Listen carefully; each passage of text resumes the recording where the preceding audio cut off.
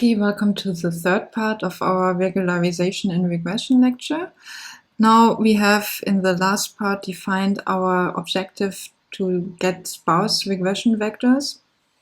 And the question was, and how do we optimize this? And the result was we actually have no clue. So we actually cheat a bit and we tweak a bit our constraints and our objective functions that we actually arrive at something which is easy to calculate and to optimize. And now we will have a closer look at this. So how do we actually do this? So what we first do is now we apply the penalization term of the squared L2 norm, which is really nice to optimize because the L2 norm to the square is smooth.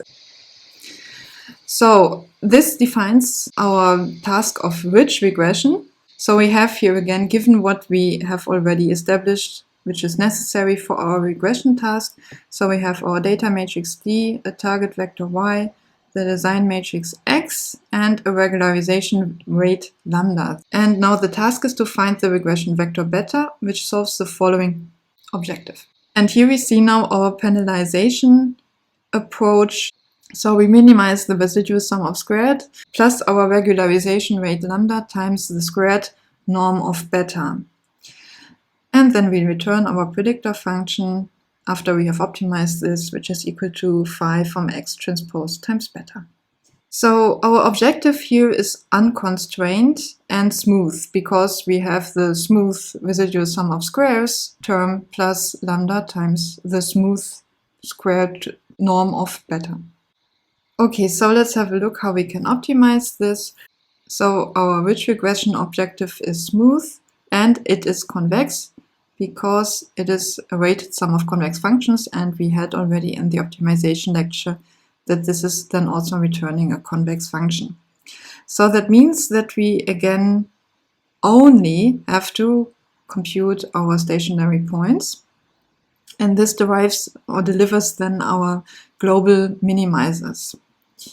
So the computation of the gradient uses here only the linearity of the gradient, and we have already derived in the optimization lecture the gradient of the residual sum of squares and of the squared L2 norm. So then we get this gradient here and we set it to 0, and then we solve, or we try to solve for beta. And what do we get here? First we multiply this term out here, so then we have here minus 2x transpose times y plus 2x transpose x times beta plus 2 lambda beta, and this is then equal to minus 2x transpose times y plus 2 times x transpose times plus lambda times beta, right?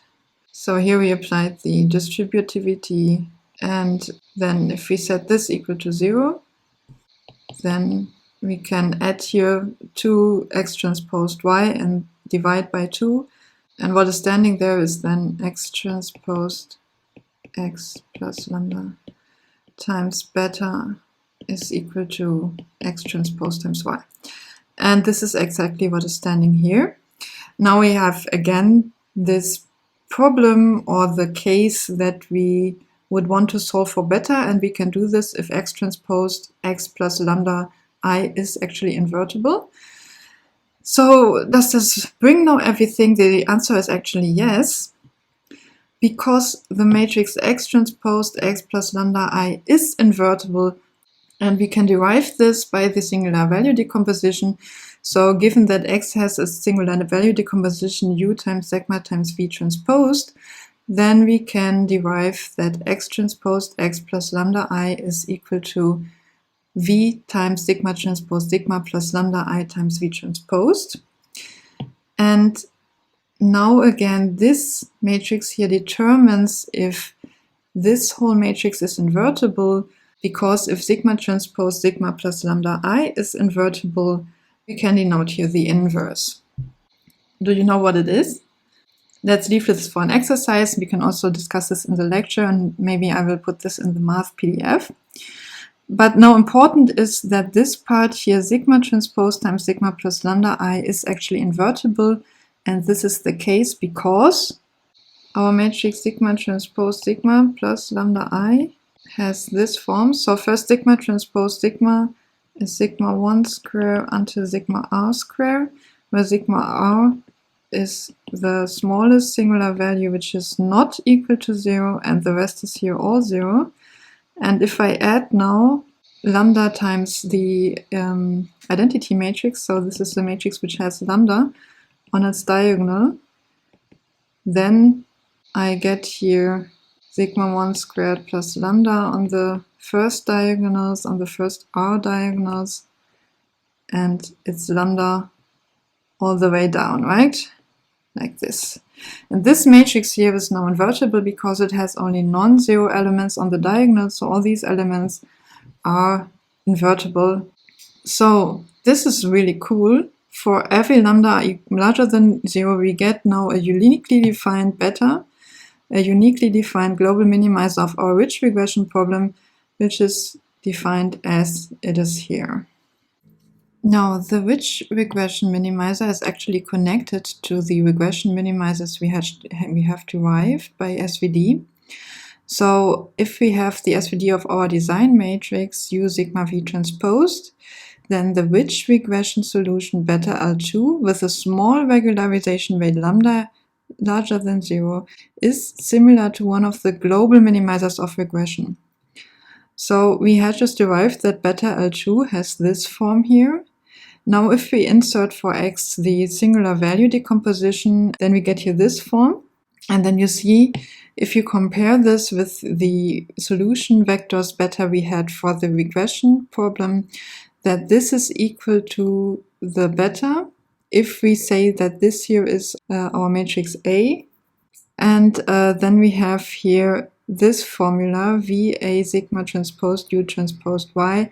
And this was in the set of our optimizers beta, which solved the regression task. Now, if you have a look at this, so if lambda larger than 0 is small, and A is here now given as is depicted here. So on the top left, we have our invertible part of the singular value decomposition for those singular values which are actually larger than 0. And then we put here in the lower block diagonal here 1 over lambda. And this is here our definition of A, and actually this part here, sigma transpose sigma, is equal to A, only that we have here in the denominator a plus lambda. So if lambda is small, then this term here is approximating the singular value. And then we have here our regression solution, also approximately equal to ridge regression. So yeah, let's have a look at our toy example. What happens now if we apply ridge regression? So we have here plotted the results for the given regression parameters. So first we have here in blue beta plus, which is given by the singular value decomposition.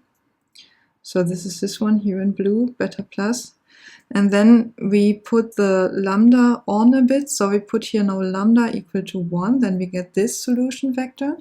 This one is in red, and you see already that this is similar to the original SVD solution we got for the residual sum of squares minimization problem. And then if we put the lambda even higher, then we get values which are for beta smaller and smaller. So you see here from beta plus is a bit like our starting point. So here we have 1.6, and this becomes then to 0.8. And if we put the lambda even higher, then this is here a 0.2. And you see here that now this function, beta L2 for lambda equal to 20, is actually not approximating the points we have so well anymore. So this is the effect of regularization. Of course, the higher you put your regularization rate, the more you get simple functions. The most simple function is here the function which returns just 0 for all points. And this is where these regularization solutions are converting to the more we increase lambda. But that is not really solving our problem here now, right? Because we actually wanted to obtain sparse regression vectors, because this would then perform a selection on the features we actually need. But we do not get a sparse solution here. all of the entries for beta L2, even for lambda equal to 20, which is actually quite high. The function does not approximate our points so well, but still we do not get the sparse solution. So this is not really solving what we want. I mean, it's nice that we get now a uniquely defined solution for our regression vector, but it is not really delivering us the sparse result here that we were looking for. So this concludes now our third part for this lecture, and in the last part we will discuss the lasso which employs an L1 regularization term. See you then.